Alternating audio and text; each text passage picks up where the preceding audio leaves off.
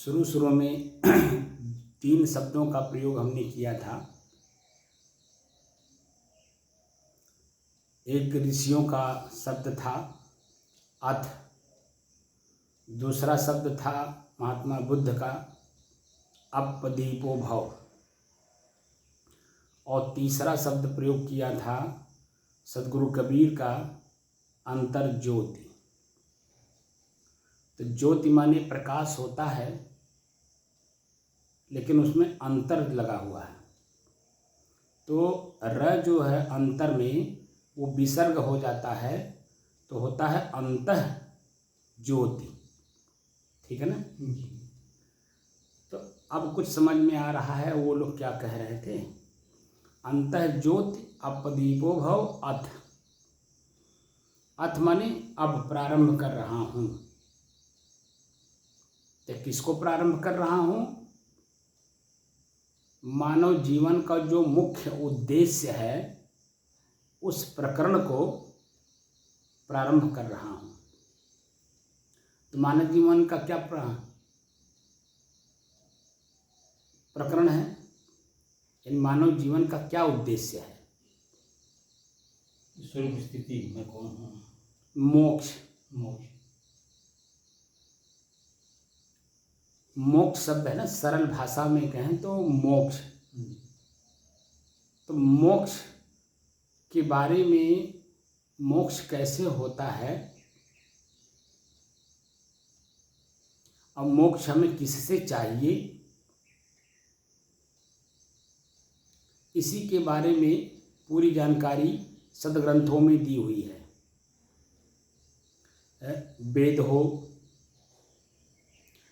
उपनिषद हो, श्रुति हो, स्मृति हो, शास्त्र हो, गीता हो, भागवत भी उसी की व्याख्या है।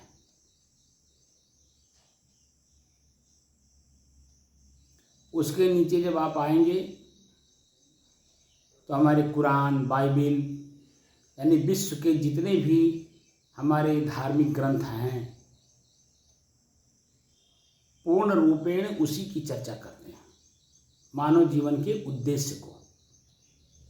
हम उन ऋषियों के उद्देश्य को तो समझते नहीं, समझ रहे हैं? हम सिर्फ पढ़ते हैं, उसको जानने की कोशिश नहीं करते। तो थ्योरी मात्र से कोई व्यक्ति किसी काम में पारंगत हो पाया है? वकील वकालत पढ़ता है, LLB करता है, LLB करने के बाद क्या डायरेक्ट जा कर के कचहरी में जज के सामने बहस कर लेता है? उसके लिए सीनियर के साथ 2 साल, 3 साल, 5 साल तब प्रैक्टिस करना पड़ता है, तब जा कर के वह एक अच्छा वकील बन पाता है, क्योंकि वो सीनियर से सीखना होता है जो उसमें परिपक्व है। दूसरे डॉक्टर MBBS कर लिए, MBA कर लिए, या जो भी उनको करना था कर लिए। ठीक है जी। डिग्री मिल गई, क्या डायरेक्ट हॉस्पिटल खोल सकते हैं? क्या डायरेक्ट मरीज को देख सकते हैं?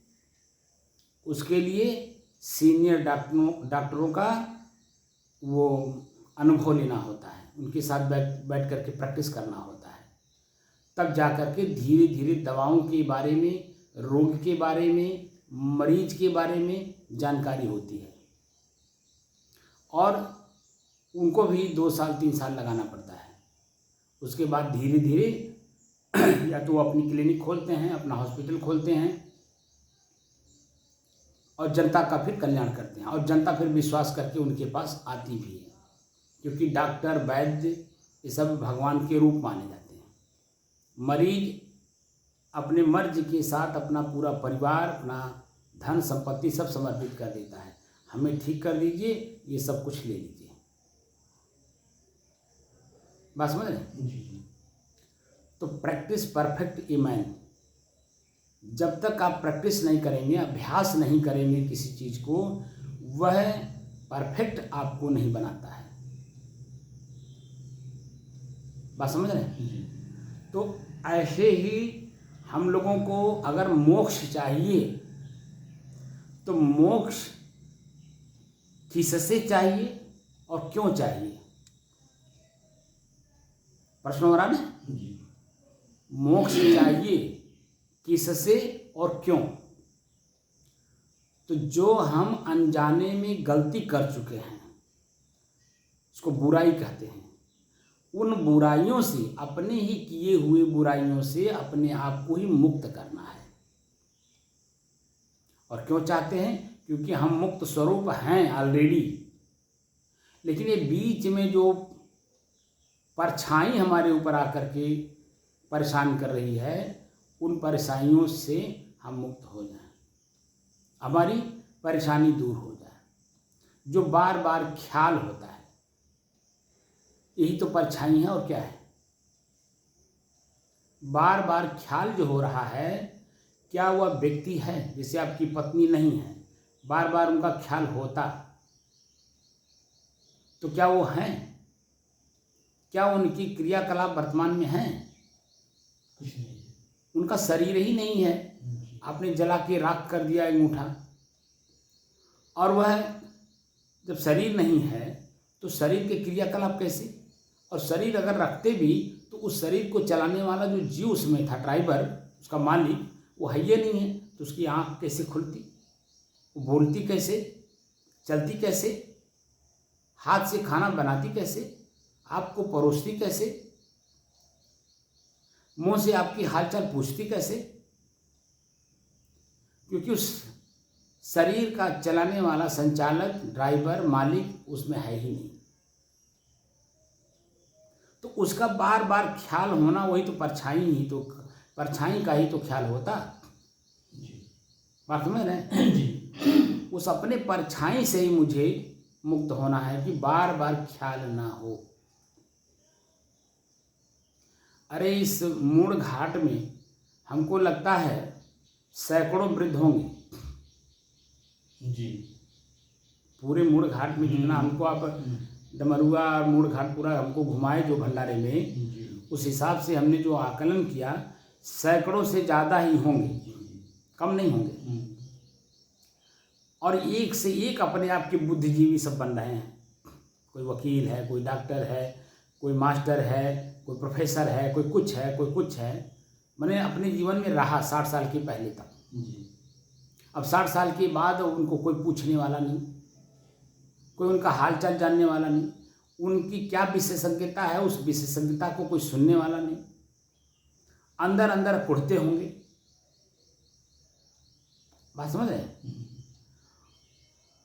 इन सैकड़ों वृद्धों में एक आपको मैं देखा कि लगातार, भले हम गुस्सा हुए, कुछ दिन अपने पास बैठने नहीं दिए, तमाम चीज़ें रही, लेकिन आपकी लगन जो इस अध्यात्म में हमको दिखाई दिया, उससे जो है आप देखे होंगे, अपने खुद अनुभव करते होंगे, कोई ख्याल, कोई स्मृति, कोई चित्र, कोई शब्द मन के अंदर में बाहर आने नहीं पाती होगी। और जिससे जो हमारा मुख्य उद्देश्य है मुक्ति का, वो आपको दिखाई देता होगा। क्योंकि जब मन में किसी प्रकार का कोई शब्द आ जाता है, ख्याल हो जाता है, या किसी ने कुछ कह दिया, तो पूरा शरीर और मन देखिए दोनों भारी भारी सा लगता है। लगता है कि नहीं लगता? जी, लगता है। लेकिन जब हम उससे खाली हैं तो खाली मन, खाली शरीर देखिए कितना हल्का फुल्का लगता है। इसी को परमानंद की स्थिति कहा गया। क्या कहा गया? परमानंद की स्थिति। आत्मानंद, परमानंद, ज्ञानानंद, कल शब्द का प्रयोग किया था ना मैं रास्ते में, इसी को कहते हैं। ज्ञान के द्वारा, माने शब्द के द्वारा, जानकारी के द्वारा हमारा मन हल्का हुआ तो ज्ञानानंद हो गए। जिसके द्वारा हुए उसको हम ज्ञानी मानते हैं, गुरु मानते हैं। उनके प्रकाश के नीचे, यानी उनके ज्ञान के नीचे मैंने अपने आप को जानने की कोशिश की और मैं ज्ञानानंद हो गया। परम आनंद, और परम आनंद क्या है? जब मन में अच्छाई और बुराई दोनों नहीं है तो परम आनंद की स्थिति है कि नहीं? जी है। आत्मानंद का मतलब हुआ, आत्मा माने स्वयं, आनंद माने आनंद ही होता है, प्रसन्नता। जी। तो हम खुद देखिए, जब अपने आप में हैं तो शरीर का भी ज्ञान नहीं है, शरीर से संबंधित किसी भी चीज की जानकारी नहीं है, तो हम आत्मानंद है कि नहीं? यानी अपने आप में है कि नहीं? जी। जितने देर किसी भी प्रकार से ख्याल न हो, वह जो अवस्था हमारी है, उसी को तो सदगुरु कबीर कह रहे हैं। क्या कह रहे हैं? एक कल्प के बराबर। कितने के बराबर? एक कल्प। तन थिर, तन माने शरीर, देखिए पलथी मार के बैठे हैं, शरीर में किसी भी प्रकार की कोई क्रिया नहीं हो रही है, ना आंख देख रहा है, ना कान सुन रहा है, ना पैर चल रहा है, ना हाथ कुछ कर रहा है, ना जीभ हिल रही है। तो तन थिर, तो तन माने शरीर, और शरीर की पार्ट यानी इंद्रियां कोई क्रिया में नहीं है, तो स्थिर है ना। जी। तो तन थिर। अब मन थिर, मन मतलब कोई ख्याल नहीं हो रहा है, पारिवारिक, सामाजिक, आर्थिक, शारीरिक किसी भी तरह का ख्याल नहीं हो रहा है, तो तन थिर मन थिर। दूसरा क्या कह रहे हैं? सुरति निरति थिर होए। तो सुरति माने सुंदर रति, यानी अपने शरीर की आनंद की अनुभूति भी नहीं हो रही है, और निरति माने कष्ट का भी अनुभव नहीं हो रहा है। जो हम बैठते हैं तो थोड़ी देर के बाद देखिए शरीर में दर्द, पीड़ा, खिंचाव, तनाव, खुजली सब कुछ होने लगता है, लेकिन जब हम उससे ऊपर उठने लगते हैं तो सब कुछ होते हुए भी महसूस नहीं होता है। तो निरति थिर, सुरति निरति थिर होए। रति माने क्रिया होता है, किसी भी इंद्रिय का किसी भी प्रकार से क्रिया नहीं हो रही है। स्थूल शरीर का और सूक्ष्म शरीर भी इंद्रिय है, उसका भी मन, चित्त, बुद्धि और अहंकार, जो सूक्ष्म शरीर है उसमें भी किसी भी प्रकार की कोई क्रिया अच्छे बुरे के रूप में नहीं हो रही है। तो थिर है कि नहीं? तन थिर, मन थिर, सुरत निरत थिर होए। आगे क्या करें? कहां कबीर ता पलक ही। पलक माने क्या? आँख का पुतली, जो ऊपर की जो पर्दा है, जितने देर में गिरता और उठता है उसको पलक बोल रहे हैं। आँख को ढकने के लिए जो ढक्कन है उसको पलक बोलते हैं। तो कहें कबीर ता पलक ही कलप बराबर होए। इतने की जो अवस्था बन रही है, यानी आँख के उठने और ढकने तक जो समय लगता है, इतने समय में अगर आपने इतनी प्रक्रियाओं को कर लिया तो कल्प के बराबर है। तो कल्प क्या है? विद्वानों की सभा में कल्प का जो समय बताया गया वो समय है 4 अरब 32 करोड़ वर्ष का एक कल्प माना जाता है। और वह कितने के बराबर है? सिर्फ पलक ढकने तक, उठने और ढकने तक। तो पलक कितना देर में ढकता और उठता है? मुश्किल से 1 मिनट भी नहीं लगता होगा।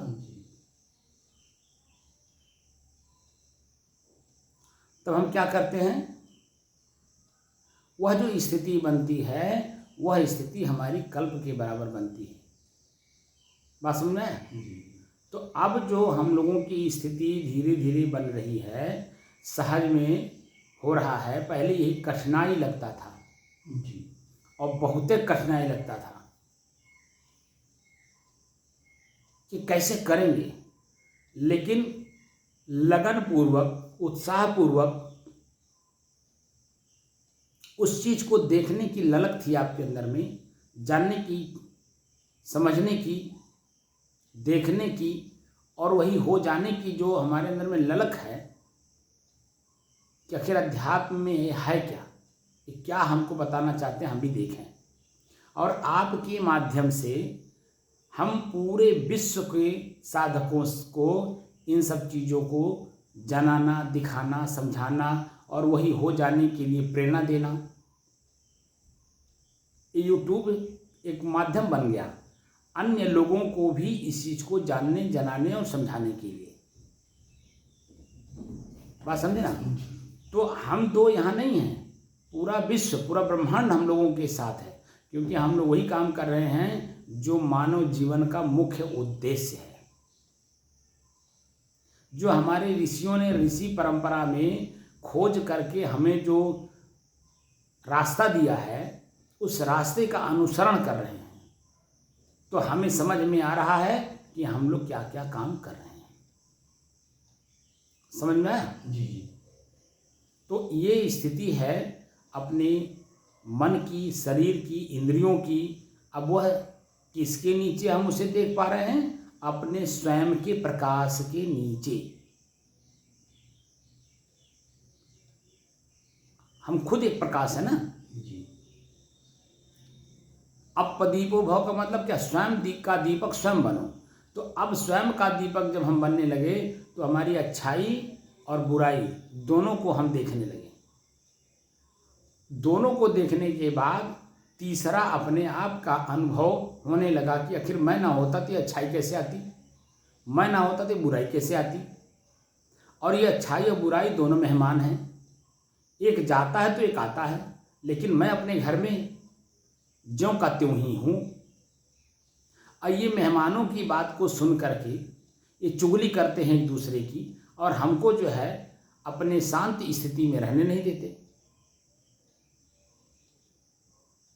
बात समझ रहे हैं? तब अपने आप का ज्ञान होता है अचानक, जब आप बैठ करके चिंतन करते हैं स्थिरता पूर्वक, तब अचानक ज्ञान होता है, अरे ये तो मैं अपने मेहमानों में उलझा हुआ हूँ, इनके पास तो भरपूर समय है।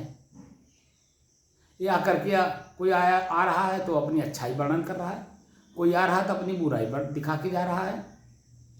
इनके पास तो पूरा समय है अपनी बात को कहने के लिए, और मैं मूर्ख आदमी, मेरे पास बहुत सारे काम हैं, मेरी बीवी है, बच्चे हैं, परिवार है, समाज है, हम चार पैसा कमाएंगे नहीं तो इनका भरण पोषण कैसे करेंगे? ये तो इनकी बातें सुनते रह जाएंगे।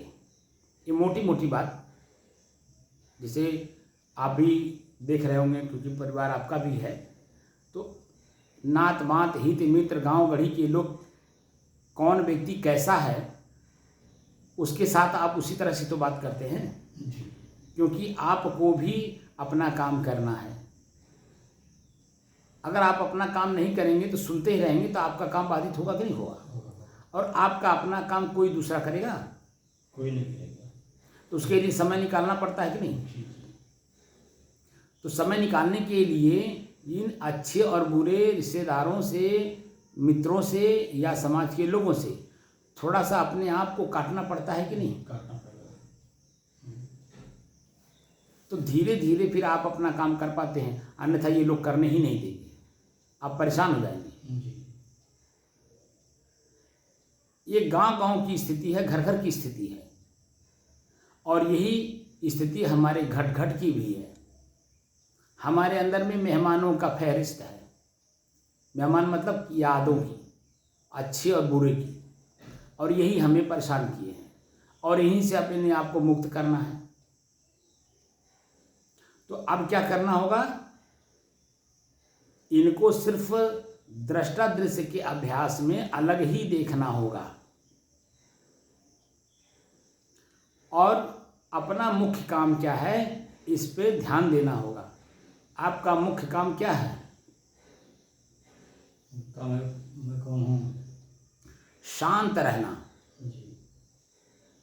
क्या काम है? शांत रहना। जितना ही आप एकांत में रहेंगे उतना ही शांत रहेंगे, और जितना ही भीड़ भाड़ में आप जाएंगे उतना ही आपकी अशांति बढ़ेगी, क्योंकि कान सुनेगा, आँख देखेगा, जीभ बोलेगा, पैर चलेगा, हाथ कुछ करेगा, यानी शरीर और शरीर के अंग काम करेंगे, मन बनेगा, और मन बन करके आप खुद भी परेशान हो जाएंगे। इसलिए अब क्या करना होगा, धीरे धीरे धीरे धीरे इन सब चीज़ों को काटना होगा। खुद को खुद से मिलन के लिए हमें अन्य चीज़ों का परित्याग करना होगा, तभी तो मोक्ष होगा। बात में, और अगर आपने ऐसा नहीं किया तो सब कुछ करते हुए यही होगा। सदगुरु कबीर कहते हैं कि नौ मन दूध बटोरी के टिपके किया विनाश, दूध फाट कांजी हुआ, हुआ घृत का नाश। घी मतलब वो जो शांति है, सुख है, आनंद है, परमानंद है, वो जो आपने कमाया था, वो कमाई आपकी 2 मिनट में आपका कान लेके चला गया, आपका आँख लेके चला गया, आपका जीव लेके चला गया। तो इसलिए क्या करना होगा, हम लोगों को जितना ही एकांत में आप रहेंगे उतना ही आपकी ये चीज़ और बढ़ेगी, मजबूत होगी, और जो हमारी खुद की स्थिरता है उस स्थिरता में हम स्थित होते जाएंगे, जिसको स्वरूप स्थित कहते हैं। स्वरूप, स्व माने स्वयं, रूप माने पदार्थ।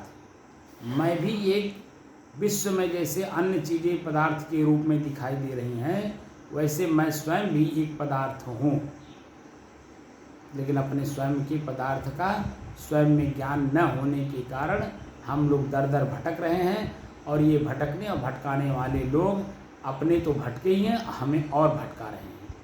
यहाँ चले जाइए, वहाँ चले जाइए, उनसे मिल लीजिए, उनके सामने मत्था टेक लीजिए, उनके पास जाइए, अपनी मन की बात कहिए, मनोकामना पूर्ण होता है।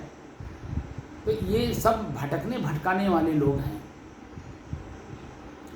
आपकी उम्र के हिसाब से और एक धार्मिक व्यक्ति होने के कारण आप बता दीजिए कितने लोगों ने, मतलब बचपन से लेके और अब तक, हमारे मिलने से पहले तक जितने लोग मिले उतने तरह की बात बोल के भटकाए कि नहीं आपको? जी, हैं? भटकाए साहब। और यहाँ आने के बाद जो भटकाव है वो भटकाव खत्म हुआ कि नहीं? जी, 100% और भटकाव खत्म होने से ही तो आपको अपने जी, अंदर की परमानंद की स्थिति का अनुभव हो रहा है, जी, क्योंकि कुछ भी मन में नहीं है, ना अच्छाई के रूप में ना बुराई के रूप में। हम दोनों के मध्य में अब आ करके अपने आप का जो मूल उद्देश्य है उसको पूरा कर रहे हैं कि नहीं कर रहे हैं? जितना है। तो सौभाग्य है आपका कि इसी मूल घाट में सैकड़ों वृद्ध होने के बाद भी एक आप ऐसे दिख रहे हैं जो जिनको अपने मुख्य उद्देश्य के प्रति लगन है। नहीं तो वही देखा जा रहा है, हम ना ही रहा तो बटुए का करिए, हम ना ही रहा तो खेतिया ना होई, हम ना ही रहा तो हाई नहीं होई। बताइए, आपका कोई काम रुका है? कुछ नहीं हुआ। सब हो रहा, कुछ नहीं हुआ है। जब आपने छोड़ दिया, बच्चे बड़े हो गए, नाती बड़े हो गए, बहुएं करने वाली हो गई, तो उसमें अपने को वहाँ बड़वा राजा बनने की क्या जरूरत है? भाई जब करने वाले हैं ना करें तो अपना करें। हमारा उद्देश्य क्या है, हमको क्या करना चाहिए? अपना काम करें। हम अपना काम करें। तो आप अपना काम कर रहे हैं, देखिए कितने स्थिति आपकी मजबूत हो रही है। अगर यही स्थिति आप नहीं करते तो हार्ट का मरीज तो आप कैसे हुए हैं तो आप जान ही रहे हैं कि हार्ट का प्रॉब्लम कैसे आया। पत्नी की याद हो करके ही का आपको हार्ट का प्रॉब्लम हुआ होगा। इसमें दो बात तो है कि एक ही बात है? नहीं, बहुत भारी सर। हैं? उसमें बहुत 2020 से बहुत बात होता है सर। सन 2000 में जी, 2020 में बड़ा से बहुत बड़ा से टेंशन होता है। मतलब कह तो रहा हूँ ना, जो शारीरिक, मानसिक, सामाजिक, पारिवारिक टेंशन रहा होगा, जी, उसी टेंशन के कारण ही तो जन्म हार्ट का प्रॉब्लम आया, जी, कि और कोई कारण था? नहीं और कोई- मैं उसी की तो बात कर रहा हूँ। अब उसी से कट गए आप जी, तो कितना अपने आप को हल्का महसूस कर रहे हैं। बिल्कुल सर, हम्म? बिल्कुल सही साहब। तो आपने दृढ़तापूर्वक एक संत का सानिध्य पकड़ा, तब जा कर के ये स्थिति आई। अगर संत को भी अगर नज़रअंदाज कर देते आप तो जैसे थे वैसे ही रहते, जी, तो आपके अब तक कई बार हार्ट अटैक हो जाता। अब बताते हैं 1 से 2, 2 से तीसरे बार में आदमी चला जाता है। बात समझ रहे हैं? जी। तो इसलिए जो स्थिति बन रही है शरीर का भी, मन का भी, परिवार का भी, समाज का भी, वो परमानंद की बन रही है, आपके आत्मानंद होने के कारण है। बात समझ रहे हैं? जी। तो उसका अभ्यास करिए खूब पूर्ण रूप से। जितना ही अभ्यास करेंगे उतना ये चीज़ सहज और सरल होता जाएगा, और स्वाभाविक रूप से जो आप हैं उसको उसी में स्थित करने में कोई कठिनाई बुराई नहीं आएगी। समझ रहे हैं?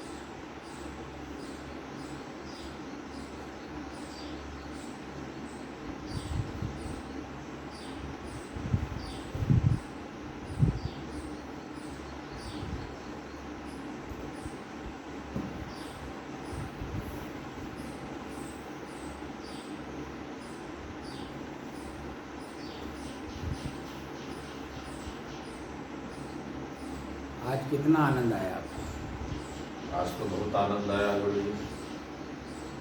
बस वही दृष्टा दृश्य का अभ्यास 1 घंटे तक करिए। नहीं, घर पे भी करते हैं, आनंद अच्छा आता है। अभी आनंद का प्रयोग न करिएगा, अभी खाली ये देखिए कि आनंद का मतलब ये है कि एकदम शांति हो जाए। हाँ, खाली अभी आपको क्रिया करना है। जैसे नर्सरी के बच्चे को अभी आजकल का जो CBSE बोर्ड का चला हुआ है, तो पहले उठना बैठना सिखाते हैं, स्कूल में प्रवेश करना वो सब सिखाते हैं ना। धीरे धीरे तब उनको जब खेल खेल में ही पढ़ाने के लिए बना हुआ है, तब ये भी बनाते हैं। तो पहले एक डंडा खिंचवाते हैं, फिर दूसरा डंडा खिंचवाते हैं, फिर बीच वाला डंडा खिंचवाते हैं। तब उसको भी 1 दिन 2 दिन लगा देते हैं उसको ये सीखने में, है ना। इस तरह से चलेंगे तो खेल खेल में आप पकड़ते चले जाएंगे कि अध्यात्म का जो शब्द चलता है वो शब्द किन किन रूपों में चलता है और कहाँ उसका प्रयोग होता है। तो ये बस खाली जो अभ्यास करा रहे हैं वो देखने के लिए, अपने ही मन को श्वास पर एकाग्र करने के लिए कि लगातार मन श्वास को देखे 1 घंटे तक। तो एक ही क्रिया आपको करनी है, एक दृष्टा दृश्य का अभ्यास कि मैं श्वास अपने ही श्वास को देख रहा हूँ, ये अभ्यास होगा। समझ में आता है? नहीं सही।